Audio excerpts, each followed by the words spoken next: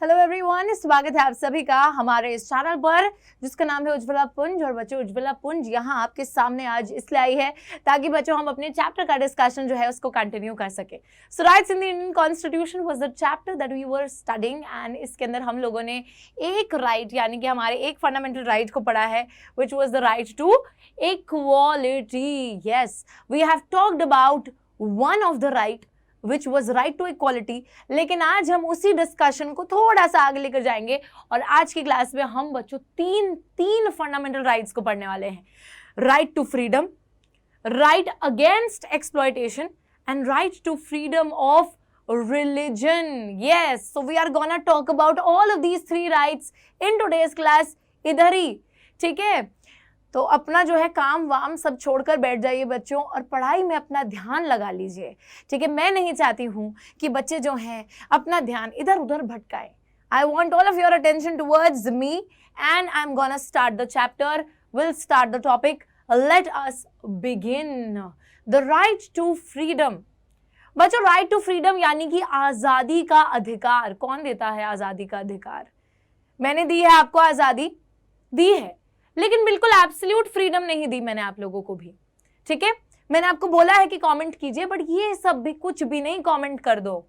अगर कोई भी चीज मुझे लगी कि it is hurting the sentiments of someone else, वो चीज ठीक नहीं होगी ना, फिर उसको हम क्यों बर्दाश्त करेंगे? यहाँ पे भी बच्चों वैसी ही फ्रीडम हम लोगों को मिलती है। आजादी है, हर चीज करने की आजादी है, but yes, this freedom comes with a price and the price is constraints, यानी कि कुछ ना कुछ लिमिटेशंस हमारी फ्रीडम में हमेशा मौजूद रहेंगी। आपको कभी भी एक ऐसी फ्रीडम नहीं मिलेगी जो कि एक एब्सोल्यूट फ्रीडम होगी। एक आर्बिट्ररी सेंस में आपको फ्रीडम नहीं मिलेगी बच्चों, जहां पर you can do anything and everything that you would want to. No, that is not the case. Okay, so हमारा कॉन्स्टिट्यूशन बहुत ही प्यार से हमको समझाता है कि क्या करने की आजादी है, क्या करने की आजादी नहीं है। जब हमने हमारी बुक पॉलिटिकल थ्योरी का एक पूरा का पूरा टॉपिक फ्रीडम के ऊपर पढ़ा है, हमने जेएस मिल के अंडरस्टैंडिंग को भी पढ़ा था। When he talked about constraints, so he said कि कंस्ट्रेंट्स होने चाहिए बट रीजनेबल कंस्ट्रेंट्स होने चाहिए, यानी कि ऐसी रुकावटें, ऐसी लिमिटेशंस होनी चाहिए आपकी राइट टू फ्रीडम पर जो कि रीजनेबल हो। कुछ भी आप कंस्ट्रेंट नहीं लगा सकते हो, ठीक है, वो भी चीज रीजनेबल होनी चाहिए और फ्रीडम भी रीजनेबल होनी चाहिए, वो वाली बात है। देखिए, liberty means the freedom of thought, expression and action. Thought, expression and action. Thought है बच्चों, मेरा आपका thought। अब thought पे तो किसी का बस नहीं चलेगा ना। मैं आपको अगर बिठा कर बोलूँ कि नहीं तुम्हें बस यही सोचना है, नहीं। आपका दिमाग जिस तरीके से काम करेगा, you can think anything that you want to, that you would like to. So you have the freedom of thinking, having an opinion about something. So thought की यहाँ पे बात होती है कि कोई भी आप विचार रख सकते हो, आप किसी भी चीज को सोच सकते हो, that totally depends on you. Secondly, the second thing is expression. अब एक्सप्रेशन का ये मतलब नहीं है मैं करके ऐसे खड़ी हो जाऊं। एक्सप्रेशन मतलब बच्चों, यू कैन एक्सप्रेस योरसेल्फ, आप अपने आप को व्यक्त कर सकते हो। ठीक है, जाहिर सी बात है कि मैं एक व्यक्ति हूं, मैं चाहूंगी कि मेरी बात लोग सुने और वहीं पर मैं ऐसा बोलूंगी कि मैं अपने आप को व्यक्त कर सकूं। So that is what is being said here. You have the freedom of expression. That means you can express yourself. And the third thing is the freedom of action. Action का मतलब ये नहीं है कि हुआ तलवार वाली बात हो रही है, टाइकोंडो खेलना है हम लोगों को। So action here means that बच्चों आप कुछ भी कर सको। मतलब अब कुछ भी नहीं, मतलब अभी तक हम यही पढ़ रहे हैं तो मैं कुछ भी बोलूंगी। तो यहाँ पर हमको ये पता चला है कि the liberty that is provided in the constitution gives us the thought, freedom of thought, expression and action. सोच सकते हैं, व्यक्त कर सकते हैं और कुछ भी कर सकते हैं। चलिए, however, it does not mean the freedom to do anything that one desires or likes. अब यहाँ पर ना एक हम शक्ल बनाएंगे। शक्ल क्या बनाएंगे? एक मीम याद आ रहा है मुझे कि अरे भाई कहना क्या चाहते हो, क्या कहना चाहते हो तुम? यहाँ पे तुम बोल रहे हो कि सारी की सारी फ्रीडम दे दी है और फिर उसी के साथ तुम एक दूसरी स्टेटमेंट जोड़ के बोल रहे हो कि however it does not mean freedom to do anything. किसी भी चीज को करने की आजादी नहीं है। ठीक है, कि अगर बच्चों यहाँ पे ना सिंपली इसका मतलब समझेगा, अगर कोई इंसान सोचे कि यार मेरे को इसको मर्डर करना है और मर्डर कर दिया जाके, that is not justified, right? अगर हम आपको ये फ्रीडम दे देंगे तो ऐसे तो खून खराबा मच जाएगा ना देश के अंदर, तो एक लॉ एंड ऑर्डर मेंटेन करने वाली भी बात होती है, ठीक है? So however, it does not mean the freedom to do anything that one desires or likes. कुछ भी अगर आप सोच रहे हो, कुछ भी कर दोगे, हर वो चीज नहीं कर सकते हो जो आप कुछ भी करने का सोच रहे हो, ठीक है? So it comes with restrictions. All right. Freedoms are defined in such a manner that every person will enjoy her freedom without threatening the freedom of others and without endangering the law and the order situation. Very important. This should be like star marked. Star mark क्यों करा है यहाँ पे? क्योंकि ये जो है ना, ये वाली स्टेटमेंट एक करेक्ट मीनिंग हमको फ्रीडम का बताती है कि फ्रीडम है, आपको हर चीज करने की फ्रीडम है, लेकिन एक ऐसे तरीके से आपको अपनी फ्रीडम को एक्सरसाइज करना है कि हर इंसान अपनी फ्रीडम को एक्सरसाइज कर सके, एंजॉय कर सके, और आपके फ्रीडम की एक्सरसाइज से ऐसा नहीं होना चाहिए कि किसी दूसरे की फ्रीडम पर आंच आ जाए। Okay, so you can exercise your freedom without threatening the freedom of the others and without endangering the law and order situation. बहुत सिंपल सी बात है, ठीक है बच्चों लोग, कि आप अपनी फ्रीडम को इस तरीके से एक्सरसाइज करोगे कि आप जो है किसी दूसरे की फ्रीडम का रुकावट नहीं बनोगे, and also law and order जो सिचुएशन है, जो हमारे देश के अंदर एक कानून है, एक प्रॉपर बिहेव करने का जो तरीका है, उसके खिलाफ जाकर अपनी फ्रीडम को एक्सरसाइज नहीं करोगे। सो ऑब्वियसली फ्रीडम का मतलब ये नहीं है कि आप कुछ भी कर सकते हो। You can express yourself, you can think anything, you have the freedom of action, but this comes with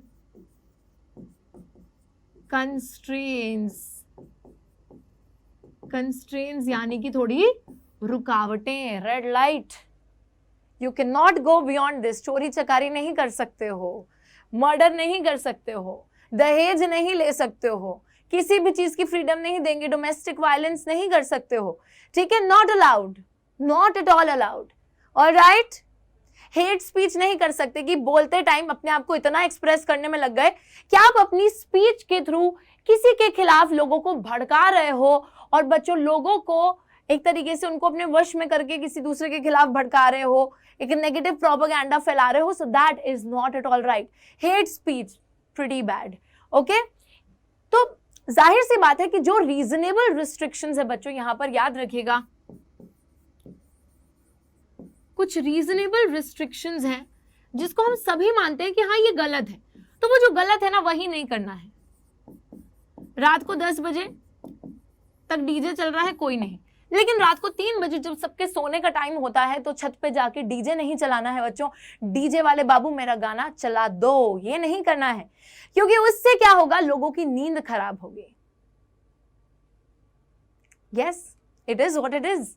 alright, so it comes with a lot of restrictions and we have to be careful. ऐसे जो है बच्चों, ये शाहरुख खान वाला pose नहीं हो रहा है, यहाँ पर ये फ्रीडम दर्शा रही है जो ये चित्र है। अब देखिए, right to life and personal liberty. सबसे पहले जो है फ्रीडम के अंदर आपको दिया जाता है the right to life and personal liberty. So yes बच्चों, आर्टिकल 19 से लेकर आर्टिकल 21 तक, सो 19, 20 एंड 21, ये तीनों ही आर्टिकल्स हमारे कॉन्स्टिट्यूशन में द राइट टू फ्रीडम की बात करते हैं, और उसमें से एक राइट है, उसी के तहत एक राइट है, राइट टू लाइफ, जीने का अधिकार, एंड पर्सनल लिबर्टी, यानी कि हमारी खुद की लिबर्टी की बात हो रही है, पर्सनल आजादी की बात हो रही है। देखो समझ में आएगा अभी आपको। So no citizen can be denied his और her life except by the procedure as laid down under the law. बच्चों यहां पे बोला गया है कि किसी भी व्यक्ति को उसकी जो जान है, बच्चों जान है तो जहान है, ये बात तो सभी ने सुनी है, लेकिन हाँ आप किसी का राइट टू लाइफ नहीं छीन सकते हो, ठीक है? No citizen can be deny, या फिर उनको आप डिनाई भी नहीं कर सकते हो, उनको आप मना भी नहीं कर सकते कि तुमको हम जीने नहीं देंगे, तो ऐसा बोल भी नहीं सकते हो। तो यहाँ बहुत सिंपल सी बात है कि आप लोग क्या बोल रहे हो कि no citizen can be denied his और her life except by the procedure as laid down under the law. तो कानून के तहत जो प्रोसीजर है उसके तहत बच्चों, अगर किसी की होता है कि किसी ने एक बहुत ग्रेव क्राइम करा है, उसकी सजा जो है मौत है, सजाए मौत मिलेगी अब, ठीक है। उस सेंस में आप किसी की लाइफ छीन सकते हो, फांसी पे चढ़ाना है या उसको सजाए मौत मिल रही है, वो तो बहुत ही एक एक्सट्रीम सर्कमस्टेंस हो गया कि किसी ने, कोई टेररिस्ट है, टेररिस्ट अटैक करा है, तो फिर हमने उसको मौत की सजा सुनाई, पकड़ लिया उसको, ठीक है। But without that extreme circumstance आप किसी की भी लाइफ को नहीं छीन सकते हो। सिर्फ जो प्रोसीजर एस्टैब्लिश्ड बाय लॉ है उसके तहत ही किसी की लाइफ पर आ जा सकती है, नहीं तो उसके बिना नहीं। पैदा हुए हैं तो भाई एक जीने का अधिकार को लेकर पैदा हुए हैं, it is a natural right, एक नेचुरल राइट है जो नेचर ने दिया है कि भाई दुनिया में आए तो जीने के लिए आए हैं ना, मरने के लिए थोड़ी आए हैं, मरना तो सबको ही है एक दिन, ठीक है।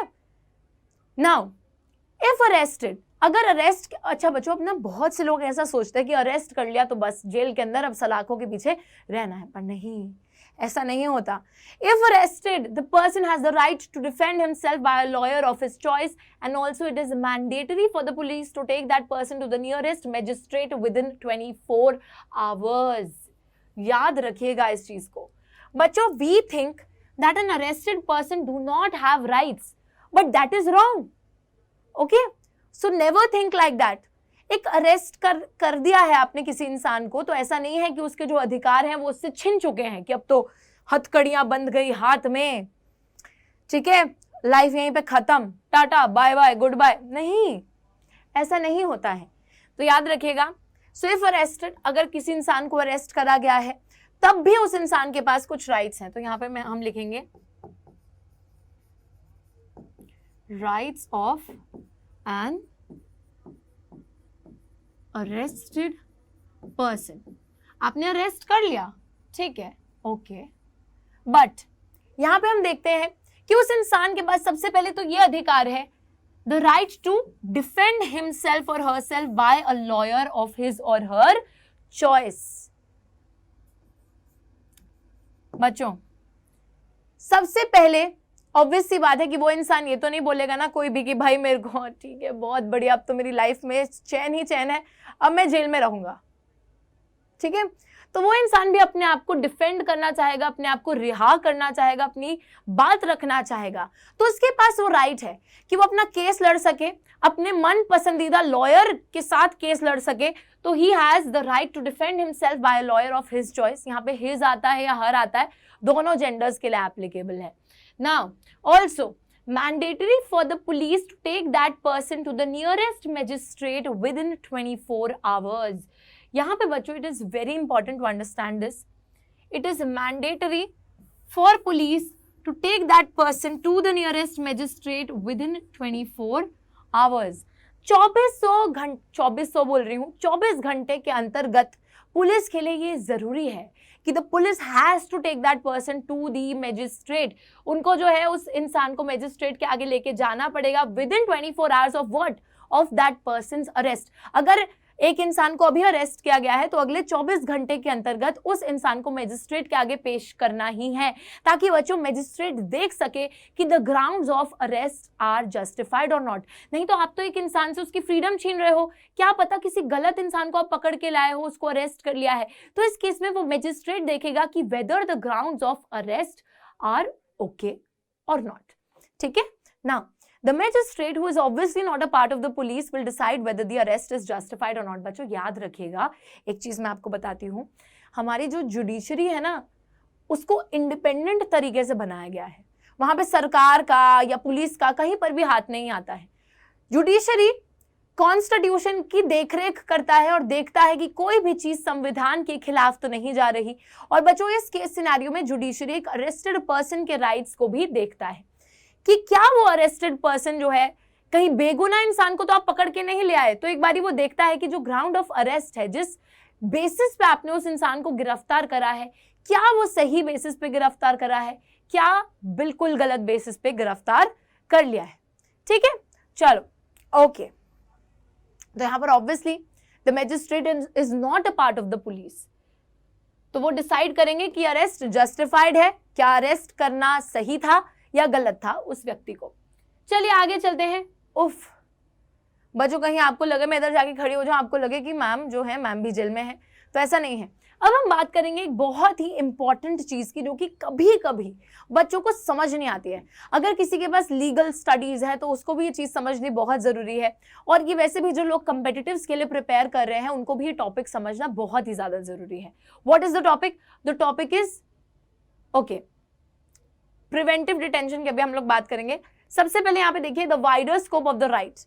Wider scope of the rights क्या है बच्चों? सिर्फ और सिर्फ हमारा राइट टू फ्रीडम यहां तक सीमित नहीं है कि वो जो है आपको फ्रीडम ऑफ स्पीच, एक्सप्रेशन और एक्शन दे रहा है और उस पर थोड़े कंस्ट्रेंट्स लगा रहा है, अरेस्टेड पर्सन को राइट दे रहा है, चलो आजाद हो गए सब, बहुत बढ़िया। लेकिन बच्चों यहाँ पर उस राइट का एक जो दायरा है वो थोड़ा और बड़ा है, थोड़ा और चौड़ा है। It's not a narrow scope of this particular right, थोड़ा सा वाइडर इसका स्कोप है। तो यहाँ पे ध्यान से देखिए, the court has held that the right to shelter, livelihood is included in the right to life because no person can live without the means of living, that is the means of livelihood। याद रखिएगा इस चीज को। यहां बोला जा रहा है कि कोर्ट ने ये बात मानी है, क्या बात मानी है? कि right to shelter and livelihood, यानी कि एक इंसान को बच्चों अपने सर पे छत होने का अधिकार और एक अच्छी मीन्स ऑफ लाइवलीहुड, 2 वक्त की रोटी, बच्चों 3 चीजें कौन सी होती है? रोटी, कपड़ा, मकान। तो एक बेसिक मीन्स ऑफ लाइवलीहुड हर इंसान को मिल सके, मतलब एक बेसिक नौकरी जिससे कि वो कमा के खा सके, अपने परिवार को फीड कर सके। तो एक वो बेसिक सब्सिस्टेंस लेवल देने का अधिकार, उस लाइवलीहुड को, उस शेल्टर को देने का अधिकार यहाँ पर सरकार राइट टू फ्रीडम के तहत ही देती है लोगों को, ठीक है। बिकॉज देखिए कोई भी इंसान जो है वो रह ही नहीं सकता है ना without the means of living. आपको रहने के लिए रोटी, कपड़ा, मकान चाहिए, नहीं तो आपका तो राइट टू लाइफ वैसे ही छिन गया। आपने सिर्फ राइट टू लाइफ बोला कि कोई आपका आके मर्डर नहीं कर सकता, वो नहीं कर सकता, चलो ठीक है। पर बच्चों अगर एक इंसान के पास 2 वक्त की रोटी खाने का पैसा नहीं होगा, घर नहीं होगा एक बेसिक, तो वो तो इंसान वैसे ही मर जाएगा। तो यहाँ पर एक तरीके से राइट का स्कोप जो है ना थोड़ा वाइड है।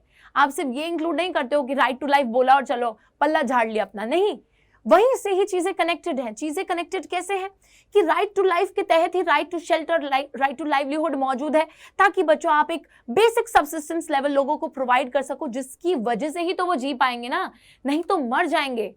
नेक्स्ट, विदाउट ह्यूमन डिग्निटी, तो यहाँ पे वो बोलते हैं कि एक और चीज को इंक्लूड करते हैं कि ह्यूमन डिग्निटी होनी चाहिए, यानी कि हर व्यक्ति को इज्जत मिलनी चाहिए, रिस्पेक्ट मिलनी चाहिए, चाहे कोई गरीब से गरीब हो, अमीर से अमीर हो, किसी भी कास्ट का हो, रिलीजन, कास्ट वगैरह कुछ भी, तो it should come with human dignity, right to freedom जो है, and that a person should be free from exploitation. किसी भी व्यक्ति के साथ शोषण नहीं होना चाहिए या शोषण वाली घटना नहीं घटनी चाहिए।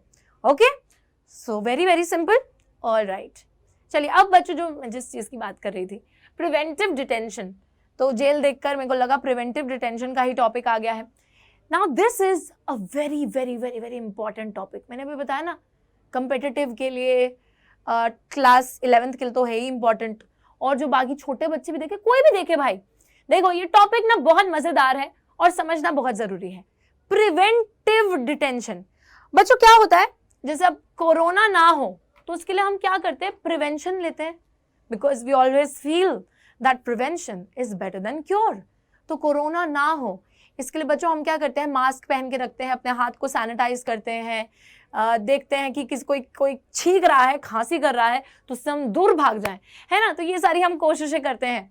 बट यस बच्चों यहाँ पर बात होती है उसी तरीके की एक प्रिवेंशन लेने की, ताकि जो है देश पर खतरा ना मंडराए, और वो मेजर है प्रिवेंटिव डिटेंशन। किसी व्यक्ति को डिटेन करना because we want to prevent a situation that we do not want to fall into. क्या बोल गई मैम? तो देखो सिंपल सी बात है, मैं यहां पर जब आपको दिखाऊंगी आपको समझ में आ जाएगा। देखिए समटाइम्स, कभी कभी क्या होता है, a person can be arrested simply out of an apprehension that he or she is likely to engage in unlawful activity and imprisoned for some time।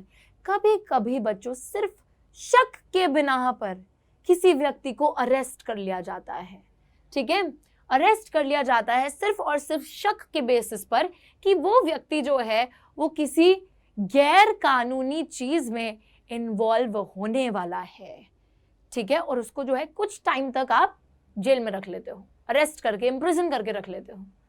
समझ में आई बात? एक तरीके से बच्चों एक अनलॉफुल एक्टिविटी के घटित होने से पहले आपको जब किसी व्यक्ति पे शक आया है, उस शक के बिना पर आपने उसको पकड़ लिया है ताकि वो अनलॉफुल एक्टिविटी में एंगेज ना हो सके, और आपने उसको जेल के पीछे बंद करके रख दिया है कुछ समय तक, not for the whole life. अभी पता भी नहीं है कि वो इंसान ऐसा है भी कि नहीं, बट हाँ शक के बेसिस पर। Okay, now this is prevention. आप प्रिवेंशन ले रहे हो ना, तभी आपने डिटेन करा है, तभी इसको प्रिवेंटिव डिटेंशन बोलते हैं। When the government feels that a person can be a threat to the law and order or to the peace and security of the nation, it can detain or arrest that person. तो जब सरकार को ऐसा लगता है कि एक व्यक्ति जो है वो हमारे लॉ और ऑर्डर की तरफ एक खतरा हो सकता है, या फिर हमारे जो कंट्री की शांति है, जो हमारी कंट्री की सिक्योरिटी है, उसको भंग कर सकता है, तब बच्चों उस इंसान को गवर्नमेंट जो है अरेस्ट कर लेती है या फिर डिटेन करवा लेती है पुलिस द्वारा।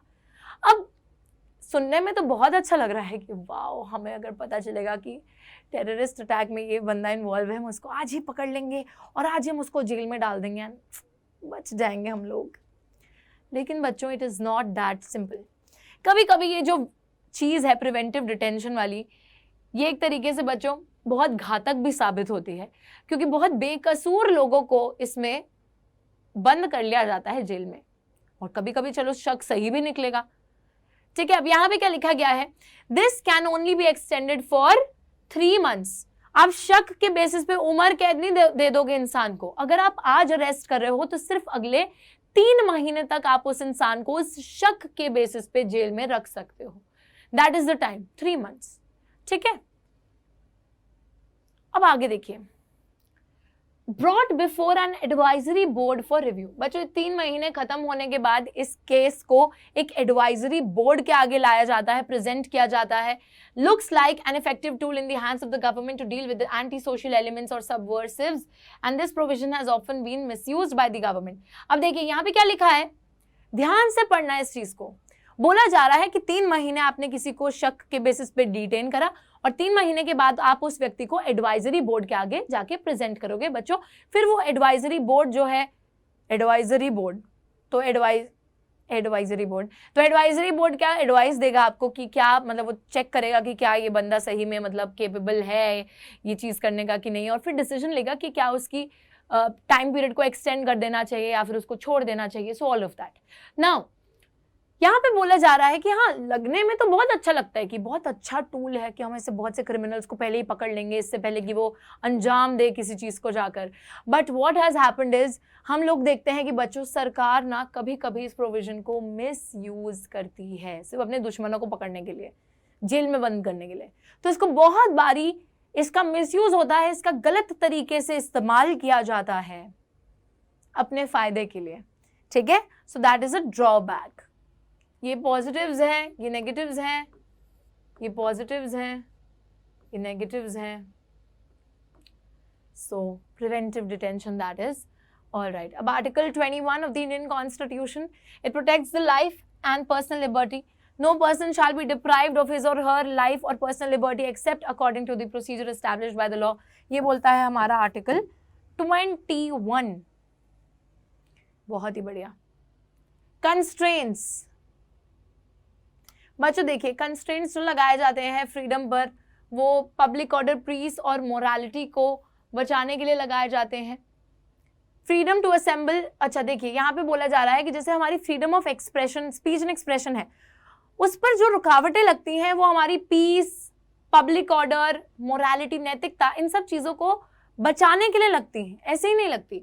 और उसी के साथ जब फ्रीडम टू असेंबल की बात करते हैं, यानी कि कहीं पर लोग एकत्रित हो रहे हैं, असेंबल कर रहे हैं, अवेंजर्स असेंबल, वो वाली बात नहीं है। असेंबल का मतलब सिंपली यही है कि सब इकट्ठे हो रहे हैं अगर तो बच्चों वहाँ पर भी एक तरीके से कंस्ट्रेंट रखा जाता है कि उनको पीसफुली इकट्ठे होना है बिना किसी हथियार के। साथ ही में गवर्नमेंट जो है ये भी रिस्ट्रिक्शंस इम्पोज कर सकती है कि 5 से ज़्यादा लोग इकट्ठे नहीं हो सकते हैं, उसको अनलॉफुल, जैसे कोविड के टाइम पे गवर्नमेंट ने करा कि ज़्यादातर लोग गुट बना के भीड़ भाड़ में खड़े नहीं होंगे, तो बच्चों फिर वो गवर्नमेंट मना कर देती है ना। चलिए ओके, यहाँ पर आगे आ जाते हैं। Now we talk about the rights of accused. बच्चों ये भी फ्रीडम के अंदर ही आता है। राइट्स ऑफ एक्यूज्ड की बात हो रही है। एक्यूज्ड कौन इंसान होता है? जिस पर आरोप लगा है कि इसने कोई क्राइम करा है। कल को कोई मेरे पे आके आरोप लगा दे कि मैम आपने ये नहीं करा, ठीक है, पर बच्चों सिर्फ आरोप लगाने से कोई इंसान गिल्टी थोड़ी ना हो जाता है। Not guilty until proven guilty, याद रखिएगा इस चीज को। सिर्फ मेरे ऊपर आरोप लगने से मैं गिल्टी नहीं हो जाऊंगी। तब जब तक कानून द्वारा मेरे को गिल्टी नहीं बोला जाएगा तब तक आई वोंट बी गिल्टी। सिर्फ आरोप के बेसिस पर I won't be called guilty. Alright, चलिए देखिए। So we often tend to believe that anyone who is charged with some offense is guilty. हम हमेशा ये सोचते हैं कि किसी भी व्यक्ति पर अगर चार्जेस लग गए हैं, कोई आरोप लग गया है, तो वो इंसान गिल्टी हो चुका है। तो याद रखिएगा, no one is guilty unless the court has found that person guilty of an offense. जब तक बच्चों हमारी जुडिशरी, हमारा न्यायपालिका किसी व्यक्ति को गिल्टी नहीं बोल देता है कि हाँ लॉ द्वारा ये इंसान जो है he has been found guilty, तो याद रखिएगा कि not guilty until proven guilty. Okay, so guilty guilty guilty करके मेरे को वो एक कौन सी नेटफ्लिक्स की सीरीज थी बच्चों, वो मतलब सच में बताती है कि ऐसे ही कोई इंसान गिल्टी नहीं हो जाता है। उस सीरीज के अंदर भी, वैसे मैं नहीं देना चाहती हूँ आपको, उसके बारे में नहीं बताना चाहती हूँ, लेकिन यस उसके अंदर भी कुछ ऐसा ही होता है कि एक इंसान को एक्यूज करा जाता है ऑफ समथिंग, बट अल्टीमेटली वो इंसान नहीं होता है, गिल्टी नहीं होता है, वो कोई दूसरा व्यक्ति गिल्टी होता है। सो यहाँ पे वही बात है कि राइट्स ऑफ एक्यूज्ड। तो जब तक आप आरोप लगा रहे हो, जरूरी नहीं है कि वो इंसान गिल्टी है जब तक उसको कोर्ट प्रूव नहीं कर देता। तो याद रखिएगा, the constitution has provided 3 rights. हमारे संविधान ने 3 अधिकार दिए हैं एक्यूज्ड, जितने भी लोग होते हैं एक्यूज्ड है जिस पे आरोप लगा है उस व्यक्ति को। सबसे पहला है कि no person would be punished for the same offence more than once. किसी व्यक्ति को एक ऑफेंस के लिए, एक गुनाह के लिए एक से ज्यादा बार तक पनिश नहीं किया जाएगा। दूसरी चीज है कि no law shall declare any action as illegal from a backdate.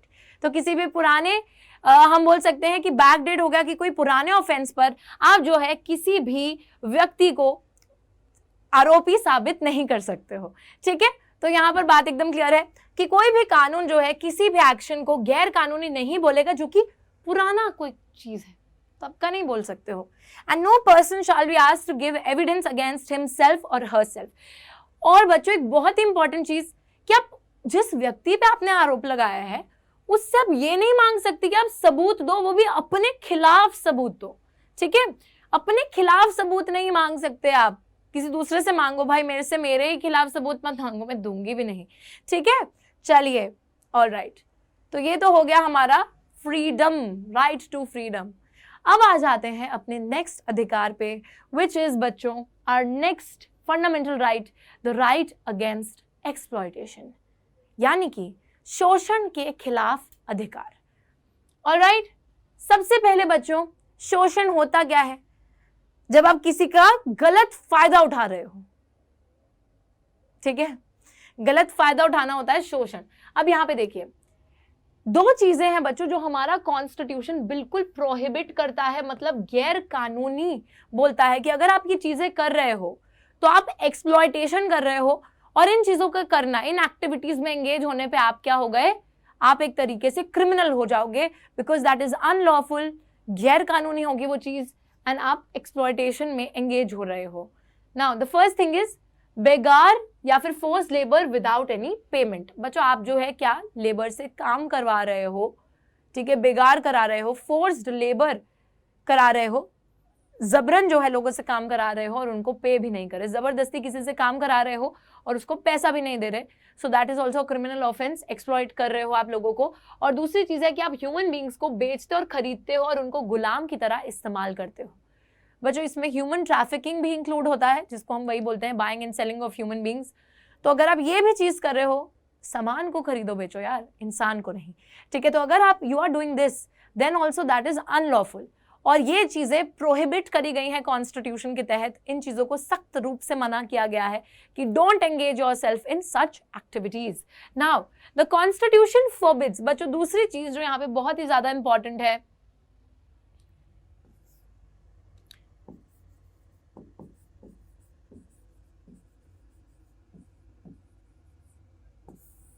Child labour.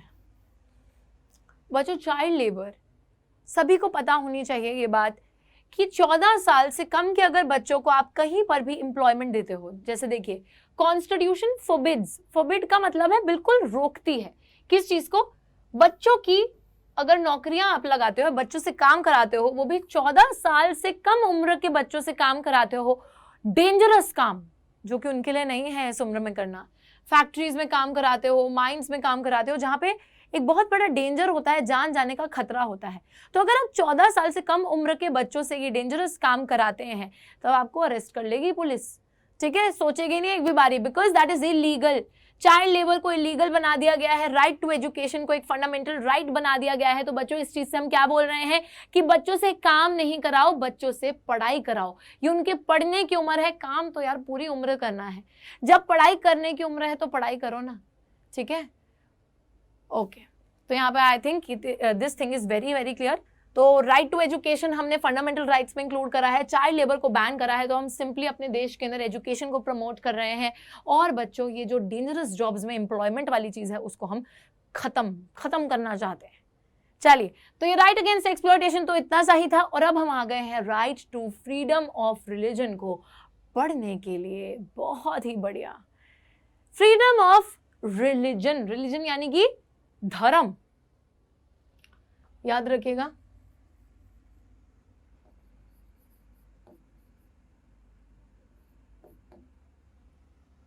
ये धर्म जो है बच्चों, पता नहीं मेरी तो हिंदी भी गलत है, इसको मैं लिखूं ही ना तो बेटर है, ठीक है, धर्म या धर्म मतलब, ठीक है रिलीजन यानी कि धर्म, ठीक है। हिंदी लिखे हुए हो गए हैं 7-8 साल तो भूल गए हैं बच्चों थोड़ी सी, लेकिन बोलनी नहीं भूले हैं, अपनी मातृभाषा को बोलना कैसे भूल सकते हैं, थोड़ी मात्राओं की तो गलती बचपन से करते आ रहे हैं, ओके। सो यस, अब बच्चों यहाँ पे देखिए, According to our constitution, everyone enjoys the right to follow the religion of his or her choice. हमारा संविधान क्या बोलता है? हमारा संविधान ये बोलता है कि हर एक व्यक्ति को उसकी चॉइस का क्या मिला है? उसकी चॉइस का रिलीजन फॉलो करने का अधिकार मिला है, कि वो जो व्यक्ति है अपनी मन मर्जी से अपने रिलीजन को फॉलो कर सके, ठीक है। जो भी धर्म एक इंसान को मानना है, चाहे उसको सिख बनना है, मुसलमान बनना है इस्लाम फॉलो करके, अगर उसको हिंदू बनना है, या फिर उसको अगर क्रिश्चियन बनना है, कोई भी धर्म आप फॉलो करना चाहो अपनी मन मर्जी का आप उसको फॉलो कर सकते हो, even if you are not born into that religion. अगर मैं बच्चों सपोज अगर मैं क्या हिंदू धर्म में पैदा हुई हूँ और मैं क्रिश्चियन बनना चाहती हूँ, ठीक है, तो मैं कर सकती हूँ, I am allowed to do that, मेरी चॉइस है। तो ऐसे किसी भी व्यक्ति के साथ हो सकता है, ठीक है। Now we are free to choose a religion and practise that religion. हम किसी भी रिलीजन को, धर्म को चुन सकते हैं और उसको फॉलो कर सकते हैं, उसके रिलीजियस प्रैक्टिसेस में एंगेज हो सकते हैं। दूसरी चीज है फ्रीडम ऑफ कॉन्शियंस। कॉन्शियंस की फ्रीडम का मतलब है बच्चों, you may choose any religion और you may not choose not to follow any religion. यहाँ बोला जा रहा है या तो आप किसी धर्म को चुन लो, या फिर अगर आपको नहीं चुनना है तो मत चुनो, किसी को भी मत चुनो। If you want to remain a person who is not a part of any religion, you are allowed to do that. कोई नहीं रोकेगा आपको, it's your conscience, ठीक है। Be a part of it or do not be a part of it. It depends totally on you. Includes the freedom to profess, follow, propagate any religion. आप जो है किसी भी रिलीजन को बच्चों follow कर सकते हो, अपना सकते हो, उसको फैला सकते हो दूसरे लोगों के बीच में। Practice, profess, propagate, okay. Follow any religion, उसको प्रैक्टिस करो, उसकी रिलीजियस प्रैक्टिसेस में इन्वॉल्व हो, एंड उसको फैलाने की भी कोशिश करने की, भाई हम अपने जो है जगराते करा रहे हैं, माता की चौकी करा रहे हैं और भजन कीर्तन कर रहे हैं, दूसरे लोगों को भी हिंदू धर्म के बारे में बता रहे हैं, कर सकते हैं, किसी भी धर्म के लोग कर सकते हैं, ठीक है, मंदिर बना रहे हैं या जो भी कर रहे हैं, ऑल राइट। बट याद रखिएगा कि ये चीज कन्वर्जन की बात यहाँ पे नहीं हो रही है बच्चों, ठीक है। You are allowed to do everything, but you cannot force the other person to accept a particular religion. आप फैलाओ, पीसफुल तरीके से फैलाओ, बताओ लोगों को, पर आप जबरदस्ती किसी को अपने धर्म का हिस्सा नहीं बनाओगे। वो अगर वो इंसान बनना चाहे तो वो बने, बट किसी को जबरदस्ती आप कन्वर्ट नहीं करा सकते हो अपने धर्म में। याद रखिएगा इस चीज को। Now the right to freedom of religion ये एक अनलिमिटेड राइट नहीं है, कुछ भी नहीं कर सकते आप रिलीजन के अंदर। गवर्नमेंट, अब बच्चों यहाँ पर भी जो फ्रीडम दी गई है आपको रिलीजन को मानने की, वो फ्रीडम भी एकदम ऐसा नहीं है कि कोई कंस्ट्रेंट ही नहीं होगा, कोई पाबंदी नहीं होगी। तो इस तरीके से तो आपको फ्रीडम मिलने से रहा। यहाँ पर भी हम देखते हैं कि गवर्नमेंट जो है कुछ रिस्ट्रिक्शंस को, कुछ पाबंदियों को आपके ऊपर थोप सकता है, आपकी फ्रीडम पर लगा सकता है, ताकि वो पब्लिक ऑर्डर, मोरालिटी और हेल्थ को मेंटेन कर सके for routing out certain social evils. ध्यान से समझना कि क्यों सरकार यहाँ पर इंटरफेयर करेगी। बच्चों वैसे तो हम सेक्युलरिज्म फॉलो करते हैं जहाँ पे हर रिलीजन इक्वल है, एंड जो गवर्नमेंट है वो बिल्कुल हमारे रिलीजन से अलग रहती है, ठीक है। Government and religion are separate. Secularism यही बोलता है कि सरकार जो है कभी भी रिलीजियस मैटर्स में इंटरफेयर नहीं करेगी, दखल अंदाजी नहीं करेगी।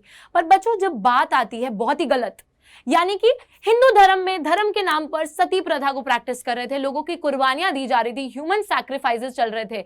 सती प्रथा के अंदर एक औरत को जब उसके हस्बैंड की डेथ होती थी तो उसको खुद जो है चिता पर अपने आप को बैठाकर अपने पति की आग के साथ जलना होता था। तो ये कोई प्रैक्टिसेस है क्या? बाई बच्चों हम बोल सकते हैं यहाँ पर एक्चुअली, यहाँ पर देखिए कुछ लोग होते थे जो क्या करते थे, शादियां पे शादियां कर लेते थे, 1 शादी 2 शादी 3 शादी 4 शादी, मोनोगमी नहीं पॉलीगैमी किया करते थे। So we have actually removed all those practices with the help of government interference. सरकार ने बोला कि ठीक है धर्म के नाम पे करो, जो मन कर रहा है करो, लेकिन हाँ किसी को आप जबरन पकड़ के तो कन्वर्जन मत कराओ, और दूसरी चीज है कि धर्म के नाम पर आप जो है गलत नहीं कर सकते, ह्यूमन राइट्स को नहीं छीन सकते हो लोगों की। सती प्रथा, ह्यूमन सैक्रिफाइस, पॉलीगैमी, इन सब चीजों में एक तरीके से जो बाकी ह्यूमन राइट्स है उन पर नुकसान पहुंच रहा है, लोगों पर नुकसान पहुंच रहा है, and you can not do that. So government ने इंटरफेयर करा, जो कि एक बहुत ही जस्टिफाइड इंटरफेरेंस है, और जाकर इन प्रैक्टिसेस को रोका, खत्म करा। Okay, so now they have abolished those practices. याद रखिएगा बच्चों, गवर्नमेंट जो है वो इंटरफेयर नहीं करती है, बल्कि एक प्रिंसिपल्ड डिस्टेंस मेंटेन करके रखती है रिलीजन से। Just remember this, government and religion, they are two separate things, but if the need arises, they are separate. But if the need arises, अगर कुछ बहुत ही गलत हो रहा है धर्म के नाम पर, then the government will interfere, and वो जो government है वो रोक लेगी उन religious practices को। Okay? Now the next thing is the right to propagate. Yes, all right. The right to propagate. Propagate करने का मतलब होता है धर्म को फैलाना। तो बच्चों कुछ लोग बोलते हैं कि आप कन्वर्ट नहीं करा सकते हो बिकॉज जबरदस्ती आप इंटिमिडेट कर रहे हो, इंड्यूस कर रहे हो किसी दूसरे इंसान को कन्वर्ट करने के लिए। सो हाँ, यहाँ पर एक कंट्रोवर्सी सी छिड़ती है कि मतलब आपने प्रोपोगेट करने का अधिकार दे दिया, धर्म को फैलाने का अधिकार दे दिया, बट इसका मतलब ये नहीं है ना कि आप लोगों को पकड़ पकड़ के कन्वर्जन कराने लग जाओगे उनका। सो द कॉन्स्टिट्यूशन, हमारा जो संविधान है वो फोर्सिबल कन्वर्जन को अलाउ नहीं करता है। आप किसी को जबरदस्ती पकड़ के कि अरे हमारे धर्म में आओ, हमारा धर्म अच्छा है, नहीं नहीं नहीं, ये नहीं करोगे, ठीक है। आराम से अपने धर्म को फैलाना है तो फैलाओ, नहीं तो मत करो। And it only gives the right to, आप सिर्फ इन्फॉर्मेशन स्प्रेड कर सकते हो रिलीजन के बारे में, दूसरों को अट्रैक्ट कर सकते हो, but you can not forcibly convert the other person to turn into your religion, मतलब कि वो अपने आप को बदल लें और अपना रिलीजन बदल लें आपके चक्कर में। ये सब आप नहीं कर सकते हैं बच्चों, याद रखिएगा इस चीज को। ओके, सो इसी के साथ आज की क्लास में हम लोगों ने बच्चों तीन फंडामेंटल राइट्स के बारे में पढ़ा है। 3 fundamental rights, right to freedom के साथ साथ we have also talked about what, the right against exploitation, and then we have talked about the right to freedom of religion. ये 3 जो फंडामेंटल राइट्स हैं बहुत ही ज्यादा इंपॉर्टेंट है। आई होप सभी को समझ में आई है कि बच्चों जो आज़ादी है या जो रिलीजन प्रैक्टिस करने की आज़ादी है, वो आज़ादी कभी भी एक अनलिमिटेड सेंस में नहीं मिलती है। हर आज़ादी पे कुछ ना कुछ रुकावटें हैं, कुछ ना कुछ रिस्ट्रिक्शंस हैं जो कि रीजनेबल मानी गई हैं, ताकि जो है एक मॉरल गुड को और पब्लिक गुड को प्रोटेक्ट किया जा सके, ठीक है, ताकि सोसाइटी में एक ऑर्डर, लॉ एंड ऑर्डर को प्रोटेक्ट किया जा सके। So I hope you all have understood it. Do let me know in the comments कैसी लगी आज की क्लास, और नेक्स्ट क्लास में मिलते हैं जहां पर इस चैप्टर को हम आगे कंटिन्यू करेंगे. एंड बच्चे लोग take care and bye bye. See या.